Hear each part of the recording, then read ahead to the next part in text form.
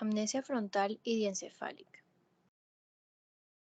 La amnesia frontal es la ausencia de signos que indican daño en un área particular del cerebro, provocando la alteración de la memoria. Dificulta el procesamiento de ciertas funciones némicas, ya que se ven afectadas las funciones ejecutivas y las atencionales. Principales trastornos de memoria producidos por lóbulos frontales.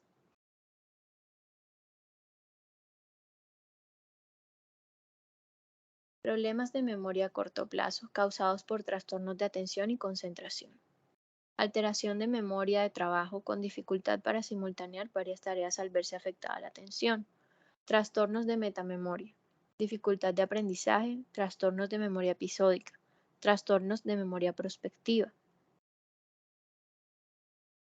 A continuación nos propondremos a comentar un caso de lesión frontal producida por un traumatismo cráneoencefálico, describiendo con detalle la naturaleza de los déficits que presenta dicho sujeto. De 34 años de edad, electricista de profesión, sufrió un accidente laboral en 1996 al caer al suelo desde una torre de alta tensión situada a 10 metros de altura que le produjo un traumatismo cráneoencefálico con hemorragia subaracnoidea, otorragia, fractura occipital, neumotórax a tensión derecho y fractura de clavícula derecha desplazada. A su ingreso presentó obnubilación y agitación, con una puntuación de 12 puntos en la escala de Glasgow, sin signos deficiarios en extremidades, estando presentes los reflejos del tronco cerebral. Fue trasladado a UCI, donde se realizó tratamiento de su patología pulmonar, siendo monitorizada su presión intracraneal mediante catéter intraventricular con evolución favorable de sus lesiones, siendo dado de alta a los 45 días de su ingreso. Habiendo permanecido 8 días en coma, desde entonces se le han realizado varias valoraciones. A los 5 meses del TCE se le practicó una nueva evaluación neurológica, que concluye con el diagnóstico de secuelas de traumatismo craneoencefálico severo, a contusión bilateral. Déficit visual del ojo izquierdo, más probablemente antigua en relación con astigmatismo en la infancia. El estudio psicológico realizado en ese momento no fue concluyente por la actitud no colaboradora del paciente. Los resultados fueron: la puntuación de 30 puntos obtenida en el mini mental nos indican que el sujeto se encuentra en el intervalo más bajo de la normalidad, ya que valores por debajo de los 30 pueden ser compatibles con la presencia de un deterioro cognitivo. El estudio de la escala de inteligencia de Wechsler para adultos nos informan que el CI verbal de 92 puntos, con un CI manipulativo de 90 y un CI total de 89, situándose el sujeto en un límite inferior de la normalidad. Los resultados nos indican rendimientos inferiores a los normales, observándose un marcado deterioro en la memoria verbal a corto plazo, reflejándose una carencia de aprendizaje por repeticiones sucesivas. También se vieron alterados componentes como la memoria visual, la reproducción de memoria y la memoria para hechos pasados.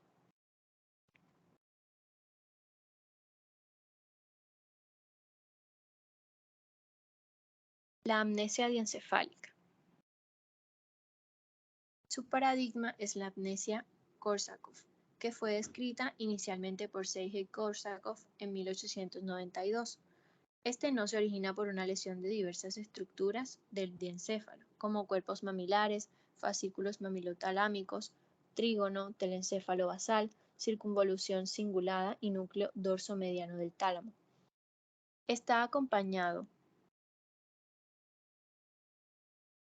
de dilatación ventricular y atrofia cortical difusa. El trastorno es producido por déficit de vitamina B1, tiamina, como consecuencia de malnutrición secundaria al alcoholismo, hemodiálisis o tumores, aunque también puede ser causada por lesiones de la arteria cerebral anterior. Entre sus síntomas encontramos la amnesia anterrógrada progresiva, que produce incapacidad para memorizar material nuevo, ya que se produce olvido a los pocos segundos de haber aprendido. Amnesia retrógrada con perturbación importante en la memoria remota, creándose una laguna de amnesia que cubre un espacio de varios meses o años previos al inicio de una enfermedad. La memoria antigua y los conocimientos culturales están conservados y los acontecimientos más recientes se recuerdan peor que los antiguos. Desorientación espaciotemporal. Confunden el día, el mes, el año o la edad como consecuencia de la amnesia anterrógrada y se olvidan de los traslados que realizan. Fabulación o confabulación. Consiste en la falsificación no deliberada de los recuerdos, que se enmascaran en narraciones de riqueza variable que sustituyen a los recuerdos. Los pacientes se inventan historias acerca de los acontecimientos ocurridos en el pasado. Antes que admitir que están perdiendo la memoria, pueden ser fabulaciones pobres o tratarse de fabulaciones puramente fantásticas, imaginativas o megalomaníacas. Aunque la inteligencia y el razonamiento estén preservados, en ocasiones se mezclan hechos antiguos con hechos recientes. También encontramos falsos reconocimientos, que conducen al enfermo a atribuir a un desconocido identidad de un allegado o familiar. Anosognosia, con ausencia de capacidad para reconocer su déficit. Alucinaciones. Y, por último, apatía y pérdida de interés frente a las cosas, con indiferencia frente a los cambios como consecuencias de la progresiva afectación y deterioro del lóbulo frontal. A continuación, les presentaremos un caso. En el microscopio se observa pérdida neuronal, gliosis, hemorragias en los cuerpos mamilares, tálamo e hipotálamo. Mediante la tomografía por emisión de positrones, se aprecia además otras zonas con hipometabolismo. Cuando los síntomas de la psicosis de Korsakoff se acompañan de los propios de la encefalopatía de Wernicke, suelen ser llamados síndrome de Wernicke-Korsakoff. Estas influencias nutricionales afectan también al corazón, hígado y las respuestas inmunitarias. La recuperación es lenta y a menudo incompleta. Tenemos un paciente de 53 años de edad, fumador de un paquete de cigarrillos al día durante más de 35 años, bebedor de riesgo, con antecedentes de hipertensión arterial e hipercolesterolemia. Ingresó por temblores en el brazo izquierdo. Había estado ingresado hace 2 años antes por presentar una gastritis erosiva y duodenitis. No ha tenido intervenciones quirúrgicas ni alergias conocidas. No está bajo ningún tratamiento farmacológico. Manifestó presentar episodios autolimitados de movimientos involuntarios en el brazo izquierdo, por lo que fue remitido a urgencias. El día anterior había presentado malestar general y vómitos. A su llegada a urgencias presentaba una desviación persistente de la mirada hacia la derecha con hemiapnosia izquierda y un déficit motor hemicorporal izquierdo. Poco después presentó clonías recurrentes en toda la extremidad superior izquierda. A pesar de que la administración de diazepam endovenoso, por lo que se instauró tratamiento con fenitoína intravenosa que fue efectivo. En las horas posteriores mostró un gran grado de agitación e inquietud. Con fiebre en 38,7 grados centígrados, fue ingresado para realizarle un estudio en la unidad de cuidados intermedios polivalentes del Hospital Dr. Mario Muñoz Monroy, municipio Colón, con el diagnóstico presuntivo inicial de un ictus en evolución. El paciente fue ingresado por presentar crisis somatomotoras braquiales izquierdas. Inicialmente se sospechó un infarto parieto-occipital derecho, dada la focalidad deficitaria postcomical en el hemisferio derecho. El primer día asoció agitación psicomotriz y fiebre, que remitió en los días posteriores con tratamiento antibiótico intravenoso. La crisis convulsiva no recurrió y la focalidad neurológica descrita remitió de tal forma que a las 72 horas ya había desaparecido clínicamente. A la vez, se observó un importante trastorno de la conducta, con desorientación temporoespacial, una gran imprecisión para detallar cronológicamente los acontecimientos de su vida, así como un trastorno profundo de la memoria de fijación y confabulaciones continuas en relación con su vida laboral. Desde el ingreso y tras la desaparición de la sintomatología deficitaria inicial fue un paciente de difícil manejo, dado su trastorno de conducta y precisó sujeción mecánica.